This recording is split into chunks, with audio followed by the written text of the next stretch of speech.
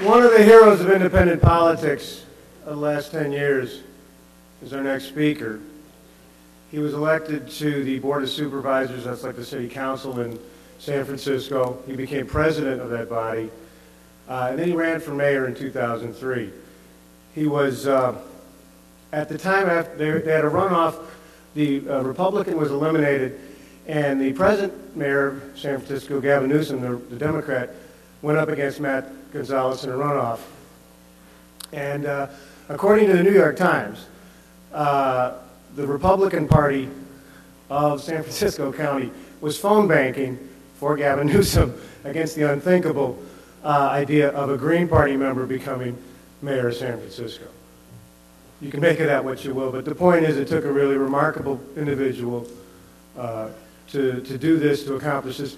He came very close to becoming the mayor of San Francisco, and he's standing up for all of us.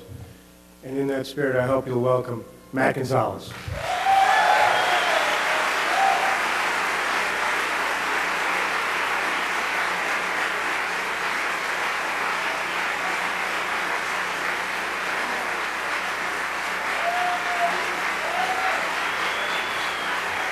Thank you.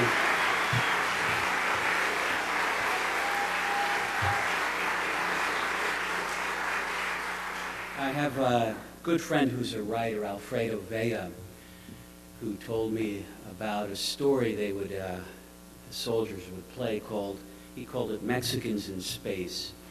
And he said that they would sit around and create hypothetical historical fictions and play them out. Like, what if the Mexicans had gotten to space before anybody else? Or what if the Aztecs had defeated Cortez? And so when I hear people introduce me as having come so close to that game, wondering what if, what all the things we might have done.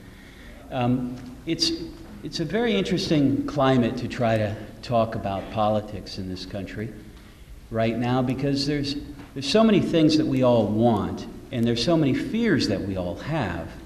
And it's a question of trying to weave our way through these things and try to figure out whether or not there is a way to achieve our goals and the things that we hold in common with, in doing it in a way that actually works, as opposed to a way that's just mythological or hypothetical or what have you. When I talk to people, particularly young people that I've met on the campaign trail, many of them, they don't know, they've never heard of me, they've not heard of Ralph Nader, they haven't heard of Barack Obama sometimes. I mean, it's amazing. And you start just at the basics. You know, what is a campaign about? I mean, this campaign gets launched because we think that there are certain things that we should have in our society, and that we should be pushing our society in a more democratic and egalitarian, sort of end point. And why can't we have that? I mean, why can't we have health care for everyone? Why can't we not send our soldiers into a war that isn't a basis of provocation and what have you? Why can't we have a system that allows labor to have power against concentrated capital, that denies workers fair wages, that denies health care, etc.? And it's very simple. I mean, why don't we have solar energy? Why don't we have all the things that we could have had decades ago, right? Like, why is it that we're in this place? And some politicians, Barack Obama will say things like, well, you sort of can't have that because, he says of the people that kind of are promising all these great things, this idea that superheroes don't get elected to government, or, and the suggestion there is you shouldn't have high expectations because, politics is a sausage-making factory, right, and that old adage. But I think that it's insulting to say to people they should lower their expectations and somehow buy into this notion that there's something other than human beings elected into political office. The Canadian legislature did not have any superheroes when they found a way to get health care to their citizens. And so then the question comes up, what are we going to do? I mean, Do we simply say, hey, it's a two-party system, and the fact that the political parties have both supported this war, have both supported the erosion of your civil liberties, have now both supporting the idea of offshore oil drilling, even though there's no real argument that this is going to have an appreciable impact on oil prices. You know, you can go down these paces, and it's like, well, presumably their answer to getting to a better society is that the people advocating for the things that we think we should have now, you're simply not supposed to run, you're not supposed to talk about these things. It's a two-party system. You are relegated to deal with it. That's just the way it is. And there is this other kind of theme in that, this idea that this is the most important election you'll ever vote in. Okay, well, I hear that every 4 years. And you know, if third parties and the issues we care about are not legitimate, then why don't we just dispense with the pretense that we have a democracy and people with different political views can run? Let's just outlaw third parties. It would be a lot easier and a lot clearer. It'd be easier, right? We don't have to pretend that there is this democratic thing happening. It's a two-party system. If you're not in the two parties, you don't have a right to run. You can't express views different than these political parties. Okay. Well, what do we say historically? What do you say to the abolitionists, you know, in the 1840s who formed parties like the Free Soil Party or the Liberty Party or the Republican Party to fight against pro-slavery parties? What do you say to them? What do you say to their political candidates in the 1840s, James Birney, who couldn't get even a percentage of the vote that Ralph Nader gets when he runs for office? Would you have been throwing your vote away if you had voted for James Birney in that election? And what do we say to, you know, the folks that fought for the right of women to be able to participate in our democracy and vote in elections? You know, Eugene Debs in the early 20th century, he thought that this was something that was important. He thought women should be allowed to vote. He campaigned on it. He could only get 5% of the vote, 6% of the vote. Are we to say that because it's not a higher number, that this is not a political idea that's ready for prime time? It doesn't have enough support. It's not important enough. We're going to not allow you to run, and anybody voting for you is apparently deluded because they're missing the real contest over here. I think that, and I've got it in my phone, I'm going to read you a couple of quotations from that era to give you an idea of where our society was. Elihu Root, who was the Secretary of War to McKinley, Secretary of State to Roosevelt, won the Nobel Peace Prize in 1912. He said, "Women would be corrupted by politics and chivalry would die out." He said, "If women became involved in politics, they would stop marrying, having children, and the human race would die out." Women are emotional creatures and incapable of making a sound political decision. And Theodore Roosevelt in 1908 says, "Well, personally, I believe in women's suffrage, but I am not an enthusiastic advocate of it, because I do not regard it as a very important matter." And Grover Cleveland, "Sensible and responsible women do not want to vote. The relative positions to be assumed by man and woman in the working out of our civilization were assigned long ago by a higher intelligence than ours." So what is it that we want, and why can't we have it? And are you going to get it from the other political parties? Because if you are, then you should vote for them. You know, I live in San Francisco, and my representative in Congress is Nancy Pelosi. And Nancy Pelosi told us that she was going to end the war. And I don't know if you remember that rhetoric. I mean, it was really profound. There would be no blank check. There was a lot of excitement. We're finally, okay, maybe, you know, maybe this two-party thing, maybe the Democrats finally, this is so easy. the public opinion is so against this. And what did we get? Well, the war appropriations the year before she became Speaker were at $116 billion. The year she became Speaker, they went up $50 billion, and then this year they went up another $25 billion. This is a curious way to end a war, and all the while, Barack Obama voted for those war appropriations. Now, imagine having in this country two candidates running for the highest office, and they're both saying to you, we have to increase military spending. But they never tell you what military spending is. The Arms Control Center, a military policy analyst group, has calculated that our military budget was, in 2001, was $316 billion. 316.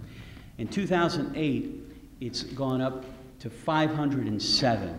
So roughly it's gone up 200 billion. These numbers do not include the war in Iraq and Afghanistan, which is another $189 billion. So our military spending from 2001 goes essentially from 316, now we're at a number really more like 700 billion. And the political discourse in our country is so lousy that both political candidates are saying to you that we have to increase military spending. Now, I think a message about changing the culture of Washington is a good message. I think a message that's talking about changing the way we've been doing things is a very good message. But I think that it would be illogical to continue to put people in office, political parties or political candidates, who have disappointed us repeatedly. And in the case of Senator Obama, this is simply reality. And if you want to vote for that, then you should. But it's not logical. You're not going to get any of the things that are promised to you. And there is, when you make this point, this interesting argument where people then say, "Oh no, but you don't understand. He's just acting this way because he wants to be elected president." And then he's going to be this whole other human being. Okay. Well, this is a curious argument, and it's not supported by the evidence. In his political life, he has consistently voted with Republican interests in some very important matters. He supported the Republican class action reform law that made it harder to bring these kinds of lawsuits in state courts. This was a big business extravaganza, according to The Nation. David Serrata wrote on it, as well as others.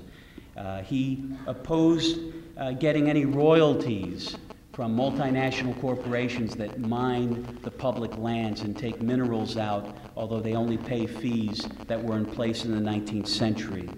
He voted for the Energy Policy Act, something that McCain actually voted against, wherein he gave tax breaks and subsidies to oil companies at a higher rate than the subsidies and tax breaks for alternative energy.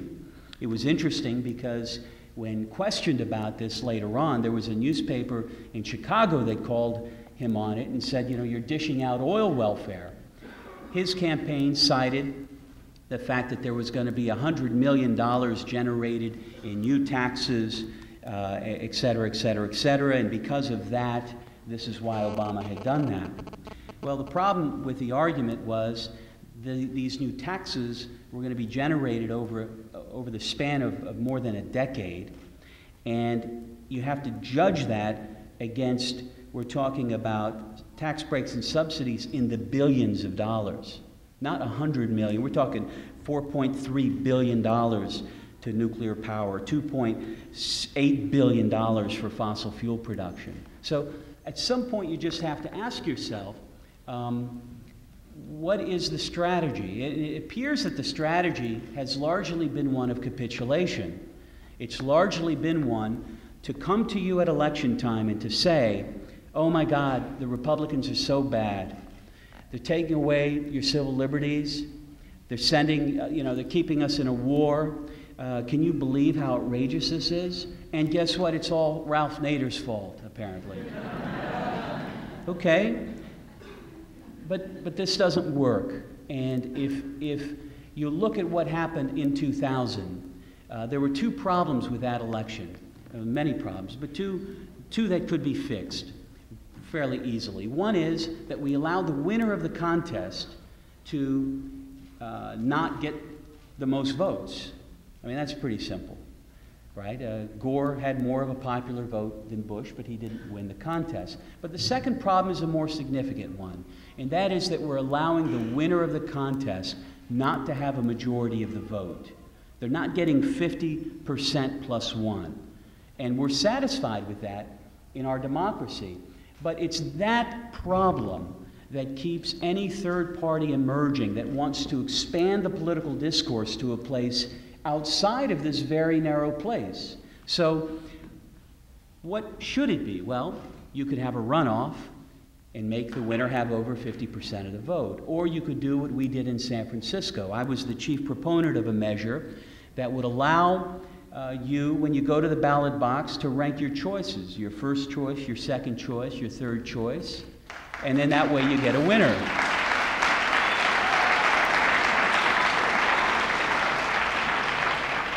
Now, it would be incredible, wouldn't it, if we were the members of a political party that had lost the presidency because a quote-unquote minor and trivial candidate like Ralph Nader keeps running for office and he's just bothering us. But somehow we lost the presidency, and 8 years later, we haven't done anything to mandate majority elections so that a contest cannot be spoiled.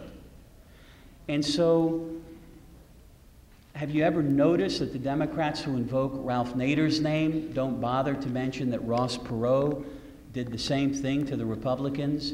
And Bill Clinton, a governor of Arkansas with no foreign policy experience whatsoever, got elected with 43% of the vote, lower percentage than our current president got in 2000, but you never hear about it. Nobody complains about it.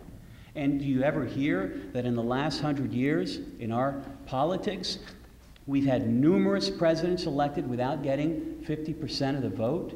It goes back 1912, Woodrow Wilson wins a contest because two Republicans split the vote. He serves 2 terms. He and Clinton have the lowest percentages of the century, 42%, 43% of the vote. If you're not working to fix it, then it would seem to me, in the legal terms, we say you have unclean hands. You don't have standing to now come and make an argument to us that you can't vote for who you want because this thing is going to happen. Okay, so what am I supposed to do? I'm supposed to say, well, the Democrats aren't working on change, and it's either, I'm supposed to conclude, it's either purposeful or it's accidental. Well, accidental, you know, they lost the presidency, that would even get the Democrats to wake up. So if it's purposeful, aren't you rewarding them when you vote for their candidate, even though you prefer candidates articulating something else?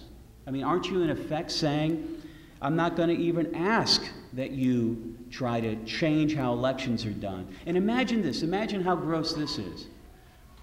We don't even expect the Democrats to come to us right now and say, oh my God, Ralph Nader, for God's sake, this is what we're going to do. You're right, this thing is messed up. We're going to spend the next 4 years working to change elections, and in an offer of good faith to you, we're introducing a bill in the House and in the Senate, co-sponsored by every Democrat in these parties, that will change how we do elections. And we're going to fight every year till we get it passed. We will filibuster any war appropriation. We'll do whatever it takes.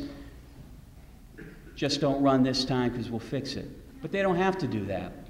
They don't have to do it because they're counting on you to capitulate with them. They're counting on you to, in effect, say, well, there are other reasons why they couldn't have done it. We've got that measure that we passed in San Francisco. There was a similar state measure in the state of Alaska that would have applied to federal races, and guess what? The Democratic Party opposed it. And this idea of how to do elections is not new. It's done to elect the President of Ireland. It elected the Mayor of London. It's used in many races in Australia. And it was used in an American election in the mid-1970s in Ann Arbor, Michigan. Just quick story. The Republican Party kept winning the mayor's seat in Ann Arbor because there was a third party called the Human Rights Party that was taking votes away from the Democrats. And at the time, the winner didn't have to have a majority. The winner was just whoever got the most votes. Well, they instituted a method of voting where you could rank your choices, and you get, you just count one person, one vote. So they count your number one vote, and then you tally them up. And in the tally, the Republican had 49%, the Democrat had 40%, the Human Rights Party had 11%. The old system, the Republican would have been reelected. The new system, nobody had a majority of the vote, so you eliminate the bottom vote getter, and then you go to those second choices of everybody that had voted for the Human Rights Party candidate, Carol Ernst. And guess what? The Democrat won 51 to 49%. And the first African-American mayor of Ann Arbor since Reconstruction had been elected. And so the notion that the Democrats don't know what they need to do. So now when you look at this, imagine what it is to be Ralph Nader and Matt Gonzales and to go, for instance, to a place like Austin, Texas, and have people, want to lay the blame for these lousy votes at our feet, Imagine what that is. Who owes you an apology? Who is ruining this country? And what are you going to do about it? And let me leave you with this question. What do they have to do to lose your vote? If the bailout isn't enough, if the war appropriations isn't enough, if the FISA bill, if the Patriot Act, if offshore drilling, at some point, what is it? Thank you.